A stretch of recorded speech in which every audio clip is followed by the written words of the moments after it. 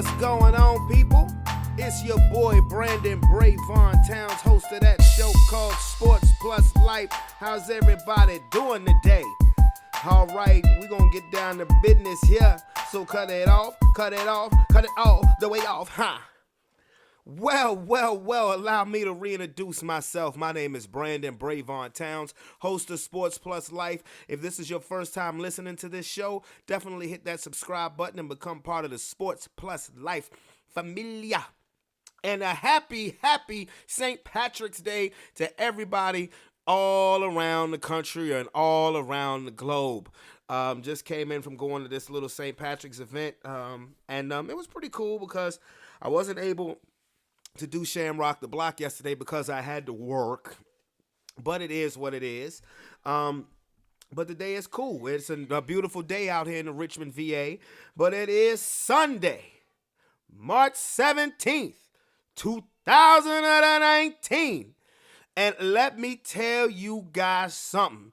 Today is a special day because I have an exclusive single that I'm going to drop just for y'all on Sports Plus Life. Not the whole thing, just the beginning.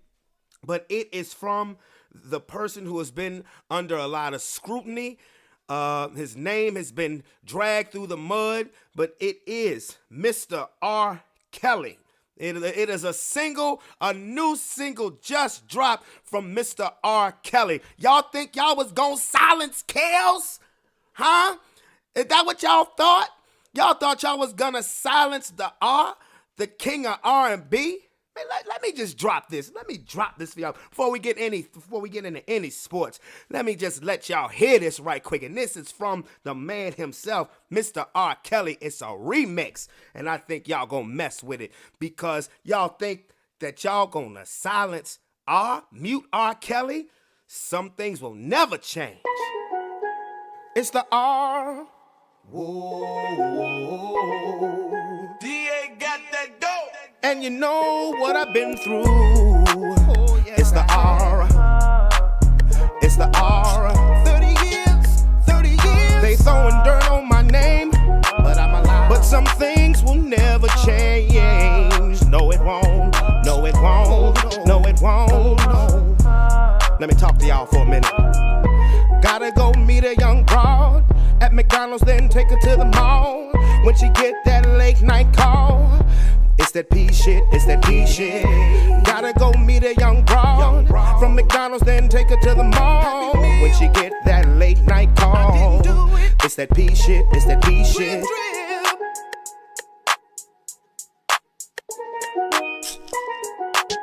I mean, did y'all hear that? Did y'all hear that? I mean, he still got it. He still got it. Or he still got something. Or caught something, I don't know. But that was that exclusive single right there. I'm glad I could give it to you guys first on Sports Plus Life. Now, I just wanted to get that out the way. Now, without further ado, let's get to it! All right, first topic, first order of business, as a lot has transpired since the last time I did an episode. The biggest thing of all, the New York Giants traded superstar wide receiver Odell Beckham to the Cleveland Browns for a first-round pick and a third-round pick. Wow. You know, I had been hearing about possibly the Giants thinking about trading Odell Beckham, but I was like, they ain't gonna do that. Why they gonna get? They ain't gonna get. I mean, you have a team with Saquon Barkley and Odell Beckham and Evan Ingram. All they got to do is get the quarterback situation right, and they'll be fine. Shit, boy, was I wrong. Boy, was anybody who thought like that wrong. The New York Giants. I mean, Dave Gettleman is the poster boy of how not to be a GM. I'm just being honest with you. Dave Gettleman is the poster boy on the way you should not run a team. Okay, because before they traded Odell Beckham, they just let Landon Collins, your best safety, your former all-pro safety, walk away in free agency for nothing because you ain't want to pay him. And then you traded away your best defensive lineman, Olivier Vernon, to the Cleveland Browns as well. And Landon Collins goes to the Washington Redskins and gets pizzed. And so what's, Dave Gettleman, what is your end game? Because what you really have done, excuse me, what you really have done is made it so people might actually have to start looking at the Cleveland Browns as a possible contender to get to the Super Bowl. Now, it's easy to say that in March when you're looking at teams on paper, but let's think about this with the Cleveland Browns right now. Let's think about this. Baker Mayfield had a solid, more than solid rookie season. Definitely has proven to be a franchise quarterback thus far. Nick Chubb, you know, he was a rookie last year too. Had an outstanding rookie year. Jarvis Landry, who came from the Dolphins, added a toughness that the team needed. I don't know if they're going to keep Berriman from the Ravens, but you have the tight end, David Njoku, very serviceable tight end, very athletic tight end. Now you've added Odell Beckham, who, by the way, is Jarvis Landry's best friend. They're like brothers. They play together at LSU. Oh, and by the way, after the 8th game, did anybody forget that they signed Kareem Hunt, the running back who was suspended by the Kansas City Chiefs, who was caught on tape in February of last year, kicking his girlfriend, it wasn't even a girlfriend, just kicking a chick that he met that night. And Kareem Hunt was an all-world running back. I thought one of the top 5 running backs in professional football. Yeah, they get that guy too. So the Cleveland Browns, by all intents and purposes, should be the favorite to win at least the AFC North. At least. Of course, you got to go do it. And the New York Giants, they may not win 3 games next year. The New York Giants right now look horrible. I want to know what Dave Gettleman's end game is right now, because I don't know what the hell he's doing. I mean, you get rid of Olivier Vernon, you let Landon Collins walk, you get rid of Odell Beckham, and Eli Manning is still there, and he clearly ain't been shit for at least solidly a good 2 years. Giants last went to the playoffs in 2016. They ain't been shit since. And that was the first time they had been to the playoffs since 2011, the last time they won a Super Bowl. So you tell me, somebody I want to meet a Giants fan are you going to try to tank next year to maybe get Tua Tagovailoa from Alabama or Trevor Lawrence from Clemson, if he'll even be eligible to come out next year? I mean, I don't know. But what's the end game here? Because the Giants look pretty damn dumb. But I mean, it is unbelievable that 2 of the 3 considered the 3 best receivers have been traded from their teams, and you would think they wouldn't go anywhere. When you talk about the 3 best receivers in football, you talk about Julio Jones, Antonio Brown, and Odell Beckham in any order. It doesn't matter. And in the last week, Antonio Brown and Odell Beckham have been traded from their teams, and this just amazes me. It amazes me. And by the way, Le'Veon Bell got signed by the New York Jets. I'm kind of scratching my head about that one because he didn't, set the market like his original goal was, like he intended to, particularly after the 2017 season. He got $35 million guaranteed. Shout out to you. He's going to the Jets, though. The Jets. So it must be about the money, because I don't see the Jets maybe in your second or third year in New York, the Jets may be getting to that level. They've made moves in free agency. They signed C.J. Mosley from the Baltimore Ravens. But like I said, I'm just curious on what that move was for Le'Veon Bell. Clearly, if anything, he's fresh. He's fresh because he didn't play at all in 2018. But I don't know if I could put that much faith right now in Darnold and Sam Darnold. Maybe they know something I don't.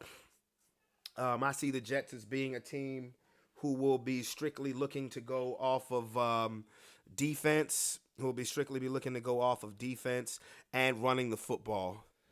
And in another interesting move, the Miami Dolphins traded Ryan Tannehill to the Tennessee Titans. Kind of head scratcher on that because it's not like they traded him for Mariota, but who's been really sold on Mariota since he's entered the league? Really, who's been sold on Tannehill? So that's kind of a head scratcher to me. Mark Ingram is signing with the Baltimore Ravens. If I was New Orleans, I just wouldn't have let him go. I think that combination between Ingram and Kamara, there was good chemistry there. And also the Ravens signed Earl Thomas. There was a lot of talk about him possibly going to the Cowboys, but Earl Thomas got a deal. I think he got about $35 million guaranteed money. He got a deal. It was not with Dallas. It was with the Ravens, and he's obviously replacing Eric Weddle. So good for Earl Thomas. But getting back to Le'Veon Bell, his he's still not the highest paid running back. It's still Todd Gurley. And what I see happening with Le'Veon Bell, honestly, because I believe this is going to be a defensive oriented running the football, time of possession type of team, is, okay, you got your $35 million guaranteed. But I can honestly see after the 2020 season, the Jets asking him to restructure his contract and him saying no and them ultimately cutting him. So it'll be good to see you back in the league, bro. But either way, you got some guaranteed money. So I just wanted to touch on the football, the NFL situation. But it is March Madness. Today is the last day of conference tournaments. It is Selection Sunday. It is a hell of a day. And it's going to be it's kind of interesting to see where two of the number one seeds are going to go in the bracket. Now, probably by the time I post this, Selection Sunday will be completed. I'm just giving my point of view as the Big Ten championship game is wrapping up. Michigan State is up by 2. They've rallied on Michigan. There's 13.3 seconds left. Now, the ACC, University of Virginia, they were in the semifinal games. They lost to Florida State, which makes them 29-3. And I'll be honest with you, I think that was the best thing that could have happened to UVA. I really would have been scared if they had come back into the tournament 31-2 like they did last year. But they'll be a number one seed. UVA will be a number one seed. The number one team overall, as far as the AP Top 25 is concerned, Gonzaga, they lost their conference championship game. Zion Williamson has come back to Duke, and Duke won the ACC. They beat Florida State. And the night before, they had beat North Carolina in an absolutely sensational game that came down to the wire. I mean, so bottom line, Duke, I believe with Duke winning the ACC, Duke will have a number one seed. I see Virginia will be a number one seed. Duke will be a number one seed. It's touch and go with Gonzaga because, sometimes the committee just doesn't respect their conference and their schedule enough. And it's really touch and go to see who will be that fourth number one seed. Could it be North Carolina? I would have thought Tennessee would have had a chance, but they got smoked today in the SEC championship game.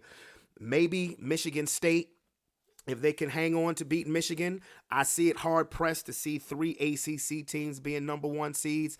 Definitely Virginia, definitely Duke with them winning the ACC championship game. So, but it's March Madness, and like I said before, all right, UVA, I think this was the best thing that could have happened to the University of Virginia was getting this loss because it showed why they lost last year. Once they ran into a team that was athletic, that can shoot, and they had a problem that the shots just weren't going down. They weren't able to stop the bleeding, which could be a problem. This is why I truly believe that nobody is going to truly believe in the University of Virginia when it comes to the tournament that starts next Thursday. Even though they're going to be a number one seed for the second straight year and third time in the last 4 tournaments. I'd be hard pressed to find anybody who's going to pick them to go to the Final Four. And remember what I said. Damn it, UVA, you owe us at least a trip to the Final Four after that shit that they pulled losing to UNBC or whatever they damn school name and getting blown out by a 16 seed, being the first team in college basketball history to be a number one to lose to a 16 seed. And an embarrassing loss at that. And that game that they lost to Friday to Florida State was on the same court. Get them the hell out of Charlotte, North Carolina, please. Will you, some bitch? So I'm excited for the tournament. You know, there's nothing honestly more special than March Madness. What sucks is that my schedule next week, I will be working Thursday, Friday, and Saturday. That's going to really, really, really suck, but I got to do what I got to do. Got to get this money. But it's not going to take away the fact that, hey, I'm driving around all day, so I'm going to be listening. I'm going to be listening my ass off on the radio. I promise you that. But, yeah, but with Zion Williamson coming back, point blank, Duke is the favorite. Duke will be the favorite to win the national championship with him coming back. And he's been balling. I'm not even going to, I hate Duke. I look at Duke like the Dallas Cowboys. I hate him. Can't say, man, maybe not as bad. Not now. But Zion Williamson, he's the truth. Do I see him as this transcendent generational talent dude? No. Like I said, I see him having a Charles Barkley, Blake Griffin, Sean Kemp type career. But I do see him making multiple all-star games. And like I said before, if you're the number one overall pick and you make about 5 all-star games, you've been worth the pick. If you're the number one pick and you make 2 all-star games, I hope there's a championship that comes with that. But if you're the number one overall pick and you make about 5 all-star games, you've been worth it. You're worth the pick. You validated you being the number one pick. And that game against North Carolina was phenomenal, and he carried them. He absolutely carried them. Michigan State has just put it away. They're up 4 with 2.3. So they're making the case. They're 28-6. They'll be making their case to see if they can get a number 1 seed. They'll be no less than a number 2. I promise you that. They'll be no less than a number 2. Michigan, the same thing. Michigan will be same record, 28-6. They'll be no less than a number 2 and whatever bracket they fall in. As far as local in Virginia, VCU lost their first round game in the A-10 tournament. And that kind of just blew me because I thought if they at least got to the championship game, they could position themselves for a 6 or 7 seed, maybe possibly high as 5. But now I see them falling into that 8-9 matchup, that ugly 8-9 matchup. If they're lucky, they'll get a 7-10 game, and that's not really luck. When you look at a 7-10 game or 8-9 game, you're looking at 2 teams that are pretty much even. I don't give a damn what conference they come from. You're looking at 2 teams that are even. So, to be continued with Selection Sunday. Now, the next thing that's on the agenda is boxing. There was a IBF welterweight championship fight last night between Errol Spence Jr. and Mikey Garcia. I have not yet seen the full fight. I have read about it. I have seen a couple of highlights from what I've seen. Errol Spence Jr. did what he was supposed to do against a guy that's coming up 2 weight classes in Mikey Garcia. What I heard was that Mikey Garcia showed a lot of heart. I will watch the fight. I will watch the fight today after I finish taking care of a few things. But this is setting up. Once again, this is setting up for some sensational matchups. Errol Spence Jr. is now 25-0. He looks to be about on the cusp of superstardom. After the fight, Manny Pacquiao came in the ring. Not disrespectful, but more or less of a formal challenge.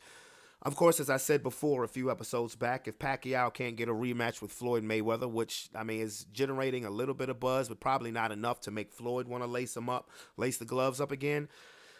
Manny Pacquiao, who has a share of the WBA welterweight championship off of his victory a couple months ago against Adrian, his own problem, Broner. And again, was looking to possibly fight the winner of this fight last night between Spence and Garcia. But I'm going to be honest with you. Manny Pacquiao versus Errol Spence Jr. would be fine and dandy. But the fight that everybody really wants to see as far as that weight division is concerned, as far as the welterweight division is concerned, is Errol Spence versus Terrence Crawford for a unification fight. Terrence Crawford fights next month against Amir Khan on ESPN pay-per-view. He should be favored to win that fight. I think he'll take care of his business. As far as Manny Pacquiao and Errol Spence is concerned, as far as Pacquiao is concerned, get a full claim to the WBA title. You know, you got this partial claim or WBA regular champ, whatever. You know, all of those things that just make championship belts in boxing too damn complicated.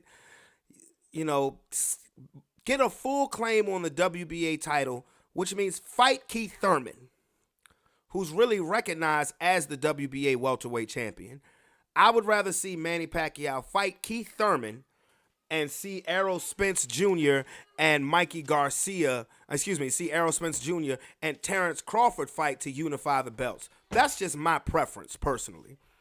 Because like I said, I don't have a problem with Pacquiao fighting Spence. I just don't think it's warranted right now. When there's a potential fight in the fall, a super fight that could be made between Spence and Terrence Crawford. And like I said, Manny Pacquiao, you go ahead and you fight Keith Thurman, which would be just as entertaining fight. I'd actually give you a better chance to win that fight, to win a fight against Keith Thurman, rather than against Errol Spence Jr., because Errol Spence Jr. ain't no joke. This motherfucker is for real. He is for real. Now, like I said, Mikey Garcia is a true champion. He came up 2 weight classes. But like I said, Errol Spence, this motherfucker is for real. For real on the chips and dip. Okay? So I think that he would have a better chance, that Pacquiao would have a better chance with Keith Thurman. But boxing is definitely heating up. It is Selection Sunday again, people. I'm about to get out of here. This was a short episode, shorter than usual, but it is Selection Sunday. You guys know I ride with my Virginia schools. Like I said, I'm calling it. UVA is going to be a number 1. Tech should probably be somewhere in the midst of probably a number 5 seed. VCU will be in that, I believe, will be in that 8-9 game. Liberty, I could see them being a 13 or a 14 seed. Old Dominion, so will probably be in there as a anywhere between a 12 to 14 seed as well. So just pretty much just let the games begin and weta buzzer, weta buzzer, weta buzzer. All right. I don't have much. Actually, I do have stuff to talk about as far as the life topic is concerned, but I will definitely get into that another day. But again, this is your boy, Brandon Brevon Towns. This has been another wonderful episode number 33 of Sports Plus Life. I hope y'all enjoyed that exclusive single from Mr. Kelly himself.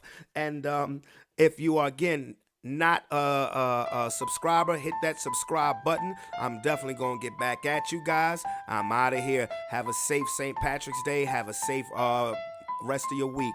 Peace.